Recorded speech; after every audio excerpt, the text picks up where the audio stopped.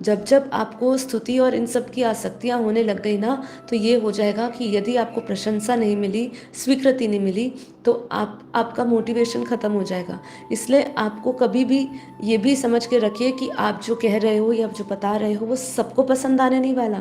हमेशा कुछ ऐसे लोग होंगे जो आपको कुछ ना कुछ कहेंगे, ठीक है? तो इसीलिए आपको सच्चा आत्मज्ञानी वही होता है जो निंदा और स्तुति से ऊपर उठता है। बहुत सुंदर उदाहरण देती हूँ, ध्यान से इस उदाहरण को समझना और ऐसा ही बनने का प्रयास करना। ये जो फूल होते हैं, यदि फूलों की महिमा करना शुरू कर दो तो वो आपको ज़्यादा खुशबू नहीं देने लग जाते, है ना? और ऐसे ही यदि आप उनकी फूलों की निंदा करना शुरू कर दो तो फूल ऐसे भी नहीं है कि आपको महक देना बंद कर दे। तो यही बात होती है कि चाहे निंदा हो चाहे स्तुति हो, एक सम अवस्था बनी रहे, ये बहुत ज़रूरी है। यदि आपकी सम अवस्था नहीं बनेगी तो आप बार बार देह में आओगे, बार बार मन में आओगे। जो आप आत्मा में विश्राम करने की जो आप कोशिश कर रहे हैं वो कोशिश नहीं रहेगी, ठीक है? बार बार देह और मन में अटके रहोगे। तो जैसे प्रकृति की बात समझिए, प्रकृति में जितने भी तत्व हैं वो अपने गुण कभी नहीं छोड़ते।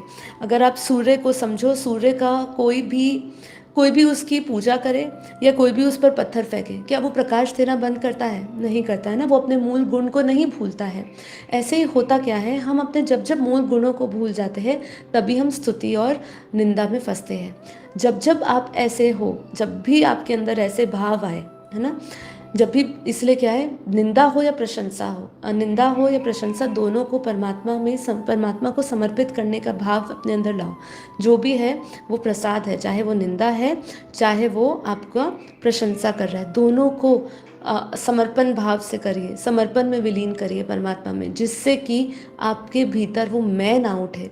क्योंकि जब मैं उठेगा तो वो आपका विनाश का कारण बनेगा, आपकी आत्मा की जो स्तर को जो बढ़ाने में है वो उसमें बाधा बनेगा, ठीक है? इसीलिए सच्चा आत्मज्ञानी बनिए। भारतीय जो आध्यात्मिक परंपराएं हैं और हमारे जो ऋषि मुनि हैं, उन्होंने हमें अपमान को देखना और निपटने के लिए अत्यंत गहरा और परिवर्तनकारी एक परिप्रेक्ष्य बताया गया है, ठीक है? वो क्या है वो हम सुनते हैं, ठीक है? हम सभी जानना चाहेंगे कि कैसे हम इनसे निपटे। कभी कभी ये स्वाभाविक बन जाता है क्योंकि हमें वो अच्छी लगती है। किसको प्रशंसा अच्छी नहीं लगेगी? आज के समय में सबको प्रशंसा अच्छी लगती है।